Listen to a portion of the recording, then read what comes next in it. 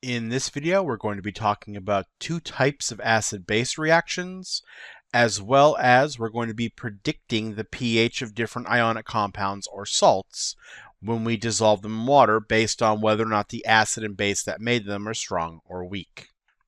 You are going to need your notebook. You're going to need something to write with. So when you have those things ready, let's go. So there are going to be two types of acid-base reaction that we're going to talk about. We're going to talk about proton transfer, which is one that I showed you at the end of the last video. We're also going to talk about another type of reaction called neutralization. Right, so the difference in these reactions, remember, acid-base reactions are always acid loses the proton and the base accepts the proton. The difference is going to be in what base we're using. If the base is a hydroxide base, so if it ends in OH, then the reaction is going to be neutralization. If the base is anything else, it's not a hydroxide, it's going to be proton transfer. All right, so for proton transfer reactions, I'm going to ask you to do a handful of things. First thing I'm going to do is I'm going to give you the entire equation. I'm going to ask you on each side to identify which substance is acting as an acid, which is a base. I'm going to ask you to identify the two conjugate pairs, and I'm going to ask you to draw a curved arrow showing me which way the proton is moving going from acid to base. All right, so let's start with an example of this. So proton transfer. The general form of this reaction is that an acid plus a base make the conjugate base plus the conjugate acid. Right, so remember, the acid gives up the hydrogen to the base. When the acid gives up the hydrogen, it becomes a base. When the base takes in the hydrogen, it becomes an acid. So here's the same reaction that I gave you to end off the last video. Nitric acid reacting with ammonia. Notice how I've labeled everything here color-coded. Right, the acids are some shade of red, and the bases are some shade of blue. So what I'm going to ask you to do is I'm going to ask you to identify the acids and bases. Now the way that I'm going to do this is I'm just going to put my acids with A's and my bases with B's. The way that I know that it's an acid or a base is I'm going to look at what it's doing. Nitric acid, HNO3, on the left side of the equation. To go over to the product side, it becomes NO3-. It had to lose a hydrogen to become NO3-. If it lost a hydrogen, it's an acid. Right? So remember, acids lose hydrogen. Bases are going to gain. My ammonia here, to get to NH4+, had to pick up an extra hydrogen. So that means it's acting as a base. So acid, nitric acid, base, ammonia. Nitrate ion is a base. Ammonium ion is an acid. So that's the first thing. Identify the acids and bases in the reaction. The second thing is to identify the conjugate pairs. Right? So my two conjugate pairs, I'm going to have HNO3, and NO3- is one of my pairs. My other pair is NH3 and NH4+. Right, so these are my two conjugate pairs. And then the third thing that I'm going to ask you to do is draw arrows from the acid to the base. So I'm going to start off drawing my arrow from the hydrogen over to the atom that it's going to. The hydrogen will wind up on the nitrogen because nitrogen has the lone pair. And I'm going to say H+. So curved arrow showing the direction of electron transport. Similarly, for the other side of the reaction, I'm going to draw this hydrogen going back here.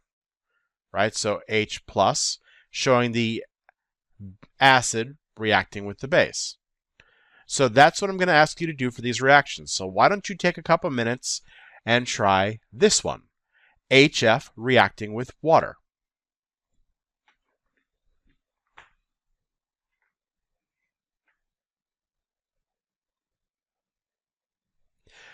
Okay, so since you've hopefully paused the video and tried this out, what we're going to do, HF on one side goes to F on the other side. So this is the acid. Water is gaining to go to H3O plus, so water is a base. F minus will be a base, and H3O plus is going to be an acid. Whenever you see H3O plus, it'll be an acid almost always. Right, so that's one thing. Labeling those, our two conjugate pairs are HF and F minus, as well as H2O, H3O plus. So those are our conjugate pairs, and drawing the arrow, H plus going over here, and H plus going over here. I won't always write it with the acid going first. It just happens to be that in this case. Now, interesting thing about water. In this reaction, water is acting as a base. But if you put water in an ammonia solution, water will actually act like the acid. Right? So water can go either direction. That's proton transfer. The other type of reaction is what's called neutralization. Neutralization is another double replacement reaction. Right? So you have a double replacement between an acid and a base that has hydroxide. The general format of this is your acid plus your base will form a salt. A salt is just another name for an ionic compound, and water. Right? So right here, we have nitric acid, which is my acid, magnesium hydroxide, which is my base, right? Need the hydroxide. Double replacement, so hydrogen and magnesium switch places. Magnesium goes with nitrate, forming magnesium nitrate, which is my salt, my ionic compound. And then H goes with OH and forms water. Sometimes, by the way, it may be easier to write water like this, just so you know that it actually forms between H plus and OH minus. Right? But that is a neutralization reaction. It's just do the double replacement, balance the equations, make sure your states are good. All right, so and again, keep in mind, salts are just ionic compounds. Drop and swap them to make the formula. Now, neutralization is nice, being able to form these different salt solutions. But what we need to do is we need to figure out their pHs. Right? So salt solutions can be acidic, basic, or neutral depending on the salt and depending on what formed it. Sodium chloride, for example, table salt if you dissolve it in water, is a neutral salt. It keeps the pH at 7. Iron chloride, though, if you dissolve that in water, it's a very acidic salt. Its pH is going to be somewhere around 3.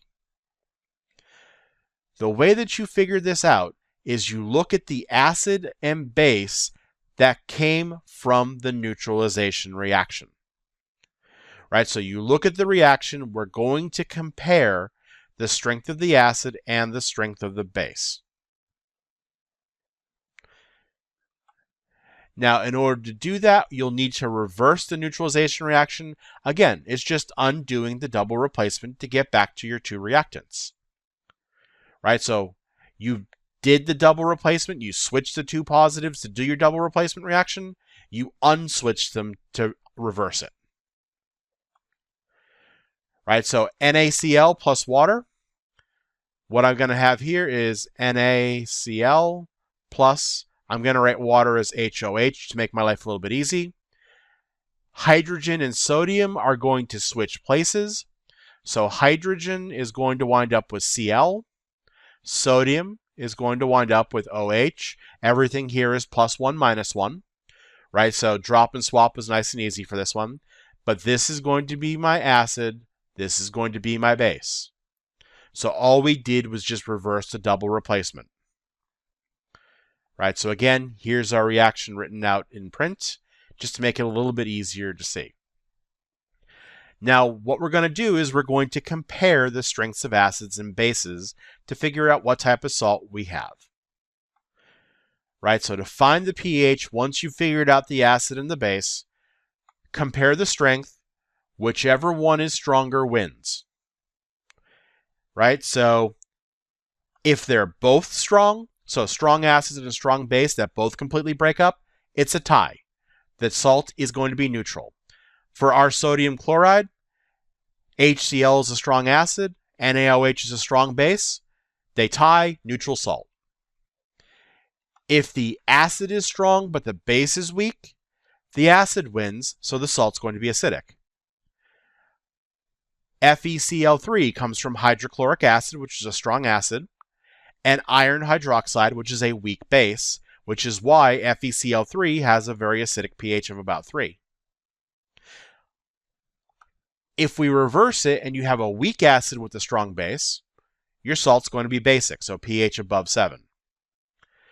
So this is 3 of our possible combinations. What about the 4th? What do you think happens if we have a weak combination, right? They're both weak, so shouldn't they tie? Unfortunately not. The problem with weak combinations is that weak just means anywhere from like 1% to 99% dissociation. So there's a large gap there. And we can't tell from a weak combination just by looking at it what type of pH it's going to be. I would need to give you equilibrium constants for that to work. So for our purpose, we don't use that combination. Weak, you'll never have one, so don't worry about it. All right, so those are our 2 types of reactions, and that's how you find the pH of a dissolved salt. In our next video, what we're going to talk about is we're going to talk about the pH function itself, how to calculate it, and how to do all of its different related calculations. If you have any questions, please be sure to bring them into class.